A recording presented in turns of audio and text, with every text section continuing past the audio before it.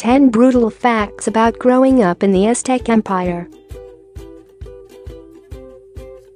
Parents just don't raise kids like they used to. Back in the good old days, people raised their kids to be tough and didn't balk if that meant being strict with them. If a kid had to be held over a fire, forced to carry logs until he collapsed, or sent to starve in a temple, nobody looked twice. And of course, in those days, we had real leaders like the King of Kings, Moctezuma II, who struck fear in the hearts of his enemies for the glory of Huitzilopochtli, bird god of war and human sacrifice.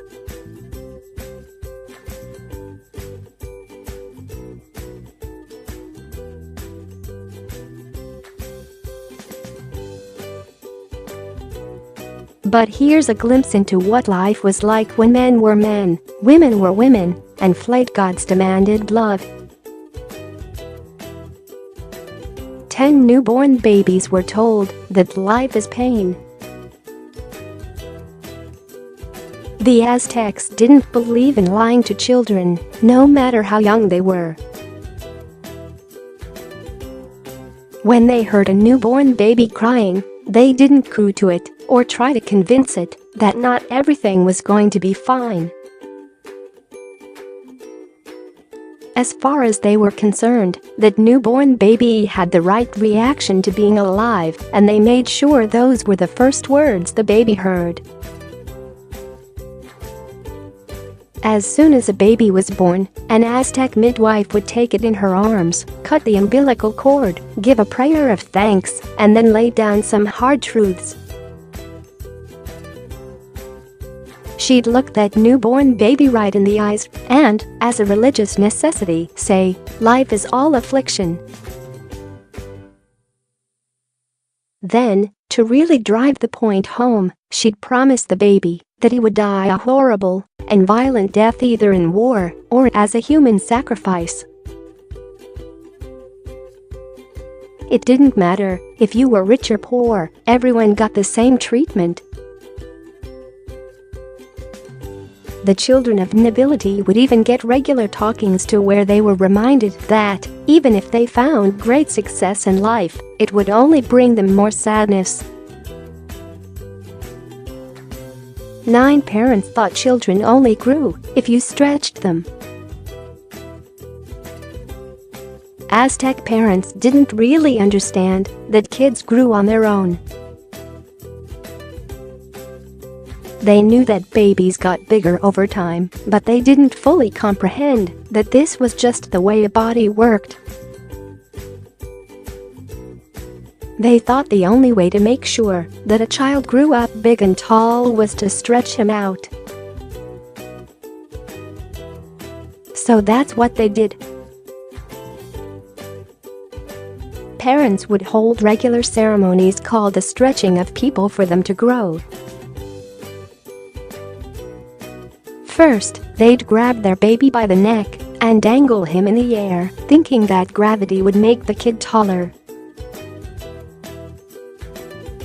Then they'd pull on every part of the baby's body, arms, legs, nose, and ears, to make sure that every part grew out evenly. There were all kinds of rules that parents had to follow to make sure their kids didn't stay more or less the same height.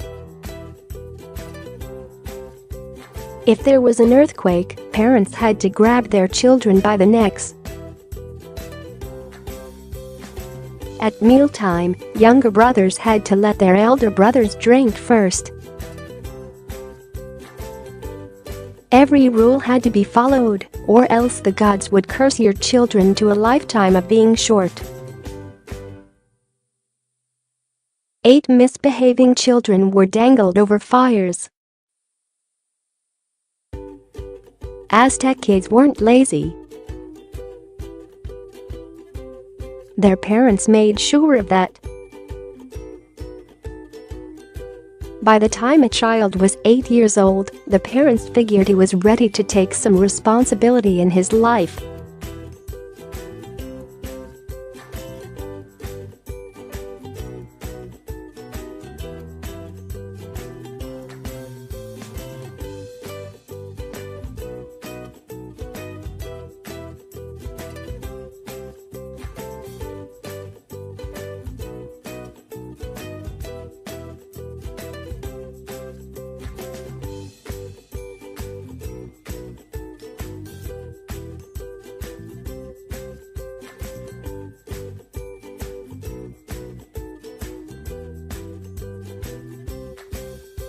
But if he was really bad, it could get serious.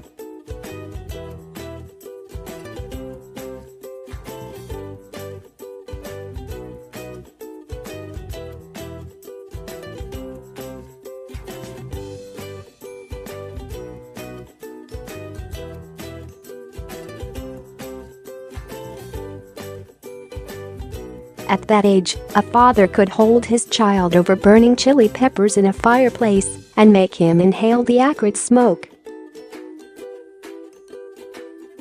They had to keep that one short, though.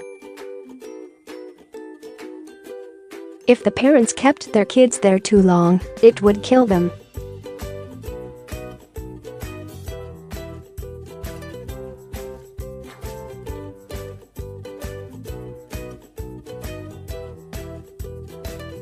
When children turned 15, they were sent off to school.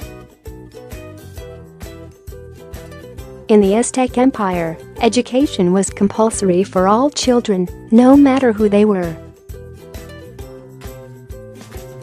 But Aztec kids had to do a lot more than just learn fractions. A poor child would be sent to the Huitzilopochtli, where he would learn a trade and be tested in the art of war. Their teachers would be watching these kids to see if they were tough enough to become soldiers, and the teachers put the kids through hell trying to find out. Boys in the Huitzilopochtli would have to go into the forest and gather firewood, partly because they needed it and partly just to see how tough they were. Every time a boy went out, he'd be required to carry one more log than he had the previous time. Each day, they'd pile more and more wood on him until he literally collapsed. If the boy broke down after the first few trips, he'd probably end up being nothing more than a peasant. But if a boy could carry more than his own weight, his teachers would take notice. This was a future warrior. From then on, instead of wood, he would carry weapons to the battlefields. 6 noble children were starved and tortured. Noble children and a few poor children nominated by the priests would be sent to the Calmekek, a school run by the Aztec head priest. The kids would be trained as novice priests and prepared to become the most important men in the empire. They would become holy men, military leaders, and government officials. All of this sounds great on paper, but in practice, it was a living hell. Students in the Calmekek were expected to learn sacrifice and self-denial. They would rise before dawn and sweep the temple. Then, when the work was done, they would start fasting. They were taught to be fond of empty-guttedness, so they were actively starved at not every opportunity. They would paint their entire bodies black, and that paint was almost the only thing on their bodies. They were barely allowed to wear any clothes because the priests thought that the kids would learn to be penitent if they were freezing to death.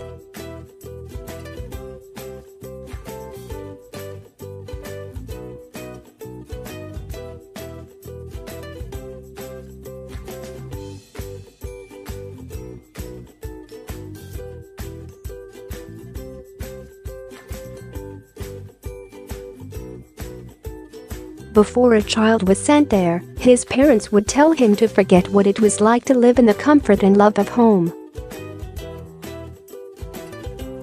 It is ended, the child was told. Thou goest knowing it. 5 boys who hadn't captured anyone were publicly shamed. A boy couldn't become a man until he'd captured an enemy in battle.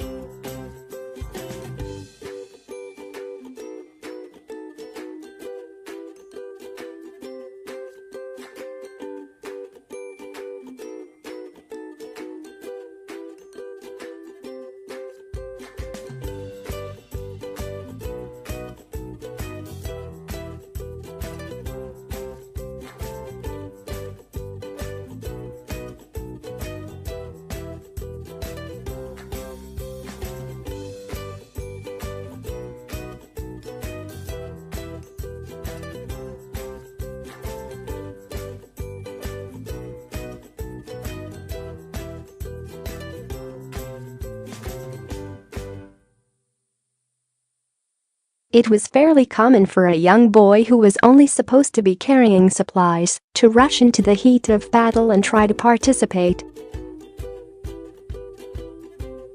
More often than not, those boys ended up dead. But if they survived, they'd come home as heroes. Boys who didn't have the level of courage that straddles the line of insanity were stuck with their long tufts of hair. In that case, just going outside was torture. Girls would crowd around them and taunt them. "It is a stinking tuft of hair," the girls would yell. "Art thou not just a woman like me?" 4 lazy children were burned with firebrands. Being punished by your parents was bad enough. But once our child started going to school, it got really harsh. Boys in the Huitzilopochtli who didn't do their best weren't just held over a fire. They were put right into it.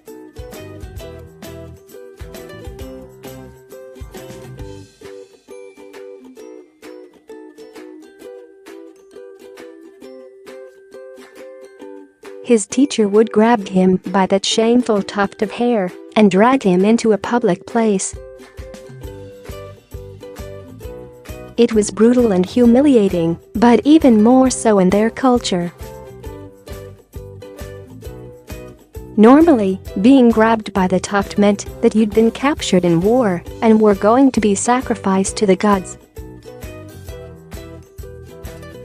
These kids weren't killed, but they definitely didn't get off easy. Their masters would cut off every hair on their heads, leaving only the tuft of shame, and then would singe the boys' heads with a firebrand. The Aztecs called it being old-ladied. Nobody knows exactly how it got that name, but it makes one thing clear: if an Aztec child was old-ladied, nobody felt sorry for him.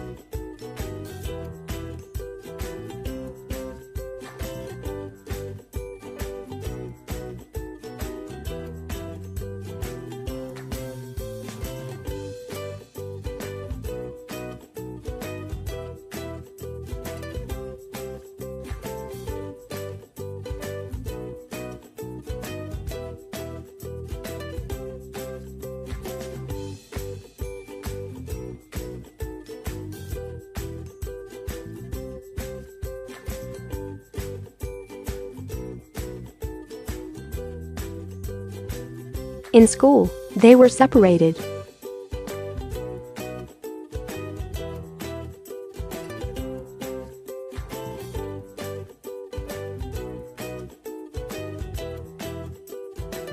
There, the boys and girls would learn to sing sacred songs, dance ritual dances, and hear the stories of the gods and men.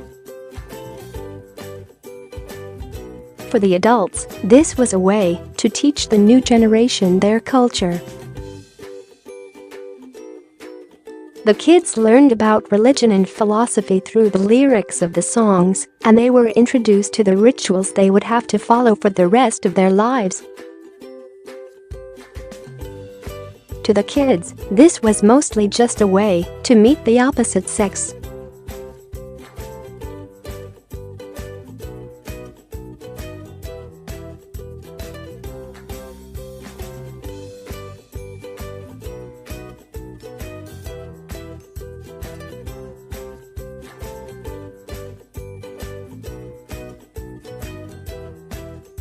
When the party ended and everyone was sent home, it wasn't uncommon for some young couples to sneak off into the night and break a few rules together. 2 boys who had premarital sex were publicly beaten. Sneaking off with a sweetheart wasn't always a great idea.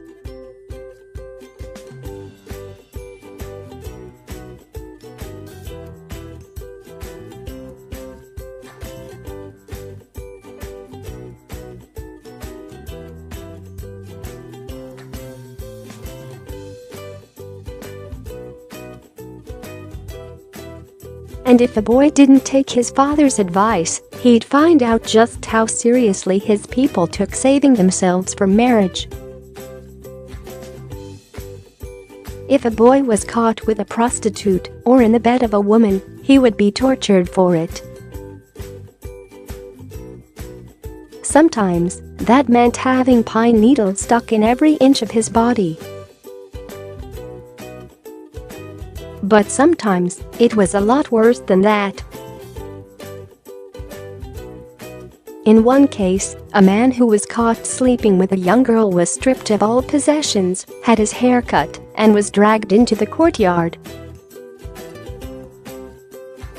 There, they beat him with a pine stick and burned his body with the firebrand until, to quote the original description, his body was smoking.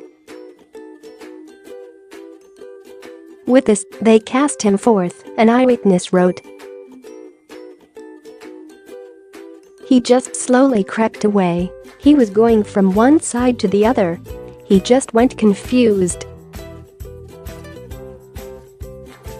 He withdrew forever. Nevermore was he to sing and dance with the others. 1 noble children were ordered to cut themselves.